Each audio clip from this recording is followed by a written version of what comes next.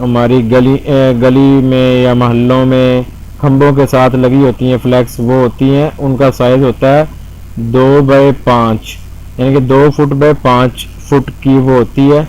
या अक्सर औकात छोटी जो होती है वो 2 फुट बाय 3 फुट की भी होती हैं। तो खैर हम करते हैं 2 फुट बाय 5 फुट की फ्लैक्स तैयार करते हैं। तो उसके लिए हम इसको यहाँ से इंचज़ में भी उसका साइज़ सेट कर सकते हैं और फुट में भी साइज़ सेट कर सकते हैं। यहाँ पे आप आकर ये सारे साइज़ आपके पास मौजूद होते हैं, जो साइज़ आपने लगाना है, ये फीट, ये सेंटीमीटर, जो चीज़ आपको चाहिए अपने पेज की साइज़ की वो यहाँ से आप सेट कर सकते हैं। खैर मैं इंचज़ में ही करता हूँ। तो यहाँ पे ऊपर मैं 2 फीट को मैं इंचज़ में कन्वर्ट करूँ तो वो 24 बनेंगे। तो 24 इंच ऊपर लगा देता हूँ पेज का साइज़। तो नीचे अगर लंबाई उसकी 3 फुट रखनी है या 5 फुट रखनी है, जितनी भी आपकी रिक्वायरमेंट है, जितनी भी क्लाइंट की रिक्वायरमेंट है, उसके मुताबिक आपने उसकी लेंथ रखनी है। फॉर एग्जांपल 2x3 यानी कि 36 इंच बनेंगे 3 फीट के अंदर। तो ये मैंने साइज़ सेट करके एंटर प्रेस किया तो मेरे पास ये जो है फ्लेक्स का साइज़ आ गया, पेज का साइज़। अब ये मेरे पास पेज है 24x36 यानी कि 2 फीट बाय 3 फीट का। तो इसमें हम फ्लेक्स डिज़ाइन करेंगे। तो फ्लेक्स का डाटा मैंने थोड़ा सा इकट्ठा करके रखा हुआ है। तो फॉर एग्ज़ाम्पल अब ये ओपन करता हूँ मैं, ये आपके सामने मैं ये चीज़ ओपन मैंने की।